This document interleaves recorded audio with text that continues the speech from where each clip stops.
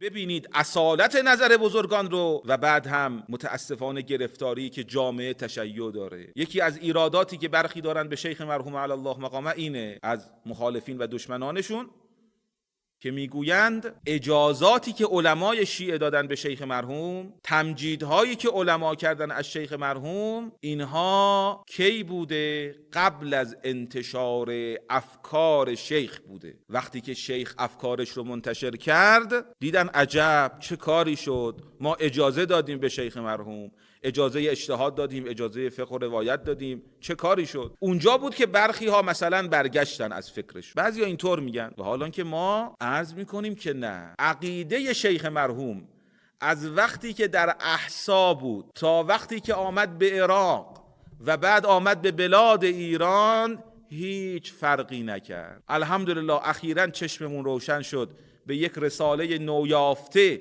از شیخ مرحوم علی الله مقامه که کی نوشتن این رساله رو؟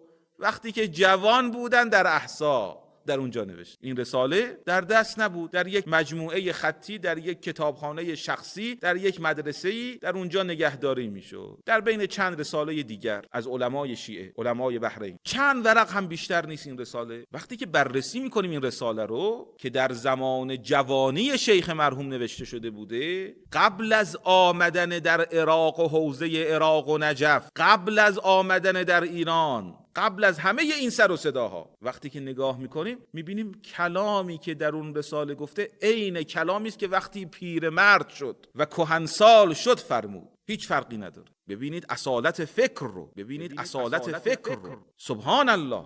وقتی که گرفته باشد از اهل بیت عصمت و طهارت، میخواد جوان باشه یا پیر باشه، براش تفاوتی نداره، کلام حق رو به دست آورده بیان میکنه. یکی از مبانی شیخ مرحوم و بیانات شیخ مرحوم علم ذاتی و علم حادث. دیگه عزیزان میدونن، آشنا هستن، علم ذاتی و علم حادث و تفاوتی که این دو با هم دارد. به خصوص شیخ مرحوم در همون مجلد اول شرح الزیاره در اونجا بیان میفرماید تقسیمات علم رو، علم ذاتی رو بیان میکند، علم حادث رو بیان میکند، اقسام علم حادث رو بیان میکند، مکون رو بیان میکند، تکوین رو بیان میکند، منجز رو بیان میکند، مشروط رو بیان میکند، اقسام علم حادث رو بیان میکنه. خب شرح الزیاره رو کی نوشت؟ بعد از حضورش در اوساط علمیه نجف و کربلا. اما در این رساله نویافته میبینیم همون مباحث مطرح شده. سبحان الله، همون مباحث مطرح شده. قائل است به تأصل وجود و ماهیت، به تعبیر سرور معظم حفظه الله، قائل از شیخ مرحوم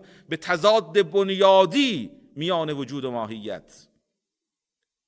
این رو در همون رساله مطرح کرده.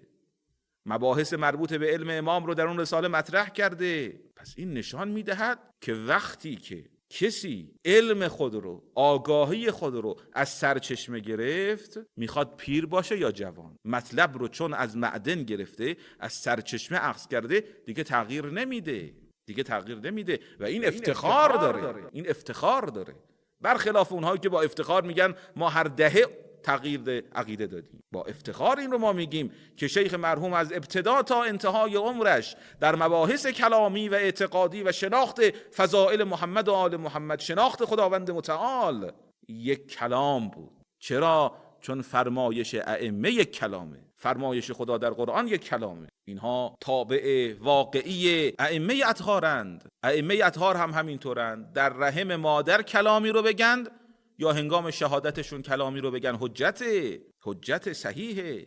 حالا این نگاه بزرگان دین علی الله مقامهم نسبت به همه امور.